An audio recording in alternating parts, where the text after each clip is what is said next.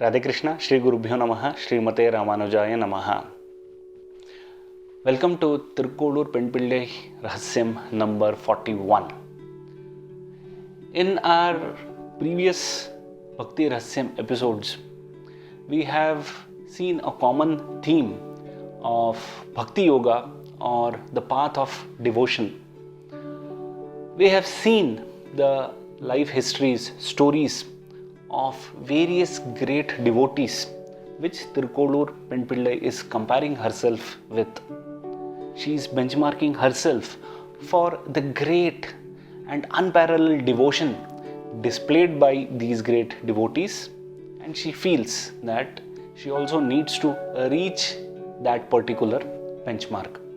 So we have seen till the 40th episode there are many stories of these devotees where they go on carrying their lives simply. They are focused on their work, they do it selflessly, they do it for the Lord, they practice devotion, and they are able to get that ultimate state of mind, the peace of mind, the bliss which even we are trying to chase in this hectic and chaotic world. To reiterate the principles of devotion which has also been enunciated by Lord Shri Krishna in the Bhagavad Gita, Bhakti can be done anywhere, anytime, and it can be done by anyone. There are no restrictions of any kind. In our today's Bhakti Rahasyam, we are going to see another example of a great devotee which Thirukkolur Penpillai is benchmarking herself with. So her Bhakti Rahasyam number 41 is, did I offer flowers made of mud like Kuruva Nambi? Now Kuruva Nambi was a great devotee of Lord Balaji, of the divine land Tirumala, Tirupati. Great Vaishnava scholars and saints have reverence for this devotee Kuruva Nambi. Now Kuruva Nambi was a mud potter by profession. He used to make mud pots and make a living out of it. But he used to go on carrying these duties selflessly for Lord Balaji.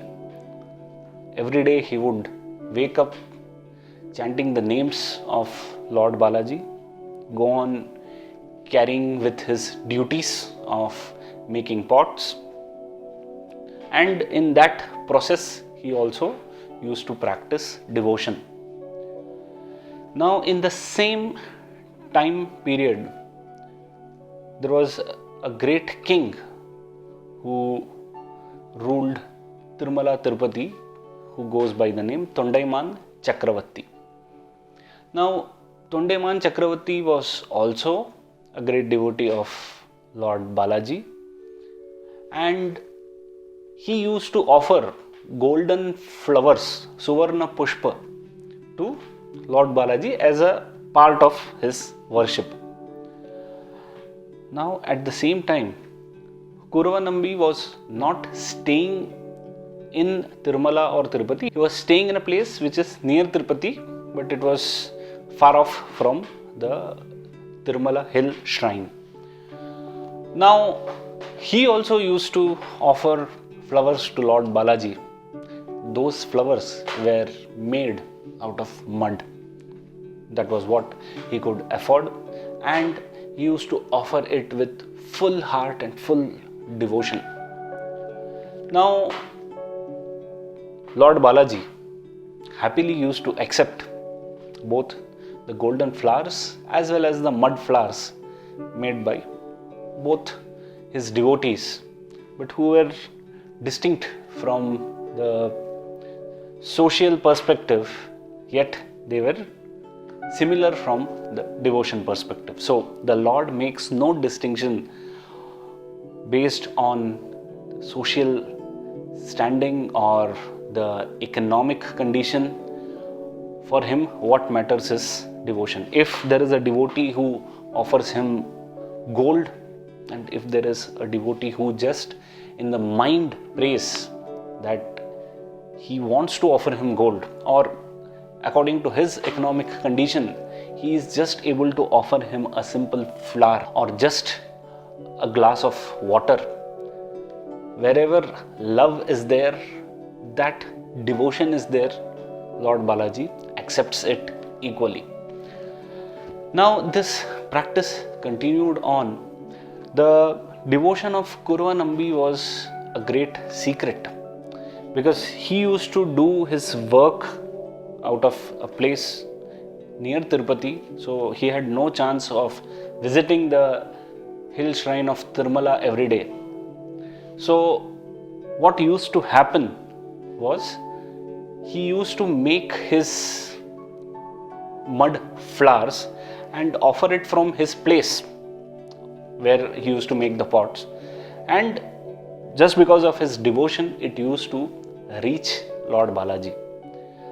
But it was never divulged by Lord Balaji that he accepted mud flowers. At one point in time, he thought that he should make the world realize the greatness of this simple and innocent devotee, Kuruva Nambi. It so happens once that the ruler, Tondaiman Chakravarti, he offers the golden flowers. When he comes the next day, he sees that above the golden flowers there are some small mud flowers. So he reaches out to the priests as to why this has happened. The priests, they feared that the king would take offense, but they openly admit that this was something which even they didn't knew. Now Tondaiman Chakravarti prayed to Lord Balaji that this would be some kind of his divine play. These mud flowers wouldn't have come into his shrine without his knowledge. So the king did his duty of asking the priests, but when there was no response there, he approached the Lord.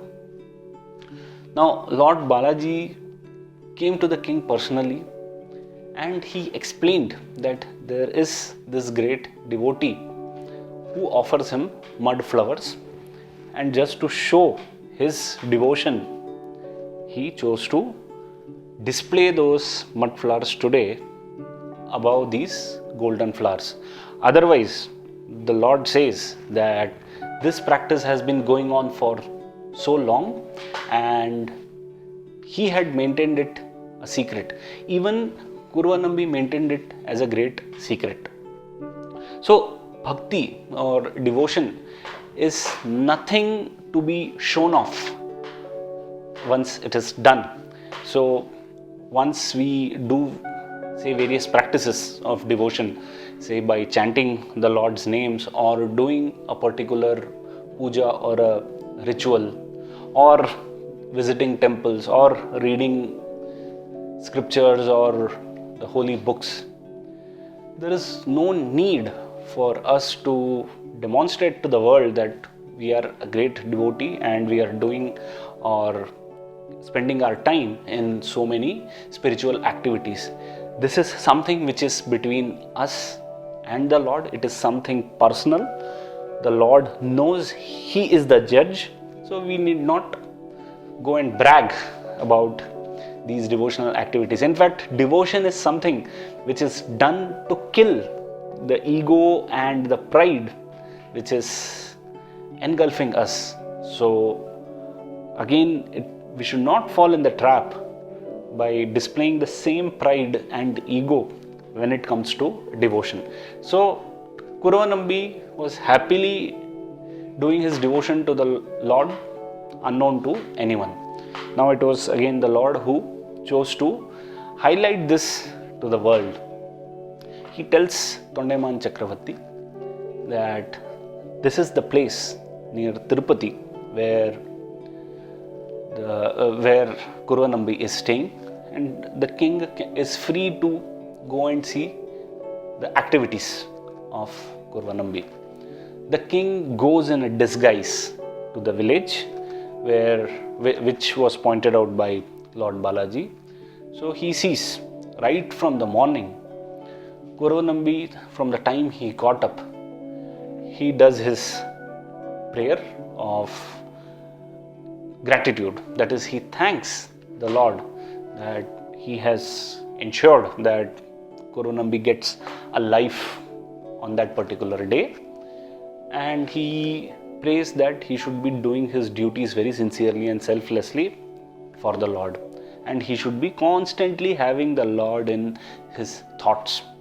With this simple prayer, he starts making his pots. Now the king waits to see when is Kuruva Nambi offering flowers. He is not able to see a particular instance where Kuruva Nambi took a break from his work and sat down for worship or offered flowers. Time passed. It was the lunch time. His wife gave him some food, and after eating the food, after offering it to the Lord, he continued with his duties. Now the king was confused if the Lord had given him the wrong address, but he still waits to see. Now it is the evening time when Kuruva Nambi finishes his activities for the day. He again thanks the Lord for giving him the ability to make pots on that particular day. Note, at every instance, Kuruva Nambi is taking that opportunity to express the gratitude to the Lord in a simple manner. It doesn't take maybe more than 5 seconds to just thank the Lord for whatever we are doing at various points of time during the day. So once this is done, he gets up. Now he has been amongst the mud for the entire day, so there would be obviously some mud which would be sticking on his hands and legs.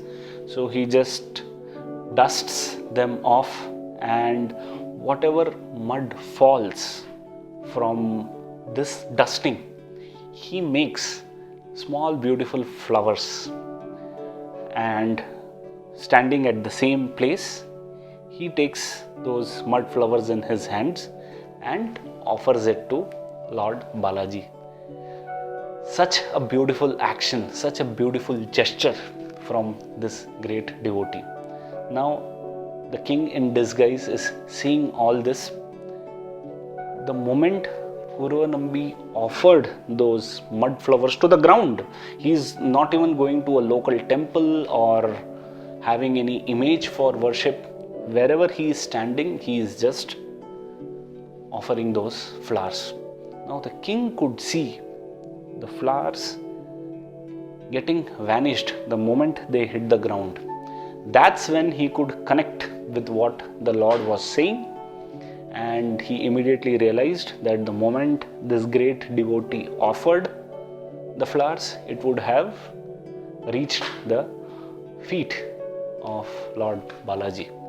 The king was overwhelmed by this great devotion which was displayed by Kuruva Nambi. Now Kuruva Nambi thought that he was doing all this in secrecy, but there was this person who was watching him. But again, it was the Lord who asked him to watch all this. Now immediately the king realized the greatness, the innocence, the purity of this devotee. He came running and he prostrated before Kuruva Nambi, and he said, "What a great devotee you are by offering this mud flowers to Lord Balaji." Kuruva Nambi was taken aback. He feels, who is this person and how does he know that I have offered mud flowers to Lord Balaji? So he politely asks him on how he came to know about all these events. That is when the king narrates the entire episode. He introduces himself as the king and he explains whatever Lord Balaji asked him to do. Now, Kuruva Nambi, what would be his reaction? Just take a moment to guess. He could feel elated that, wow, there is this king who has come to know about my devotion, and he will be happy and he would reward me. The other option is Kuruva Nambi's face shrunk. He was very disappointed that this Lord was involved in gossiping about his devotion to everyone else in the world. He felt that the moment his devotion would be out, there will be people who will be coming to see him, just like this king did. They would start appreciating his bhakti. They would start showering praises on Kuruva Nambi, with the result that whatever devotion was within Kuruva Nambi, that would start getting overshadowed by pride and ego. So Kuruva Nambi started getting this fear that he may no longer possess that devotion and he may be trapped in this evil feelings of pride, ego, etc. He may be drawn into the worldly affairs more. Just with that fear and the disappointment that his devotion has come out, he immediately dropped dead at that moment. The king was stunned, but he was helpless. But it was all the Lord's play. Even the Lord would have wanted Kuruva Nambi back with him in the heavenly abode, in the spiritual kingdom, after having lived his life on the earth selflessly. So maybe that is one logic why he chose the Raja or the king as the medium to convey this to Kuruva Nambi and then take him back. So this incident captured the benchmarking or comparison factor of Thirukkolur Penpillai. So Kuruva Nambi set a new benchmark for devotion, that this devotion, which was a personal thing, should not be divulged to anybody, and the moment it got divulged, he just laid down his life because he couldn't tolerate that such a thing could be out to the entire world. So Thirukkolur Penpillai feels that where is she and where is the great devotee Kuruva Nambi? So she didn't have the mind to even pick up flowers from the nearby garden and offer it to the Lord in Thirukkolur. Actual flowers, and yet there was this kind of a devotee who offered mud flowers from his place of profession, and that reached the Lord. So her statement was, did I offer mud flowers like Kuruva Nambi? Swami Ramanuja was stunned to hear this statement because, as I mentioned in the beginning, that Kuruva Nambi is such a devotee. Even when we listen to his story, it is truly overwhelming. It is truly emotional story. So he is a highly revered devotee, and we can definitely take away some lessons from him. So he was a potter by profession. We have various professions to attend in our day-to-day life. Yet are we displaying that level of devotion? We may be devoted to the work, but are we doing it selflessly? Are we doing it for the Lord? Are we thinking about the Lord in every break we take from our work?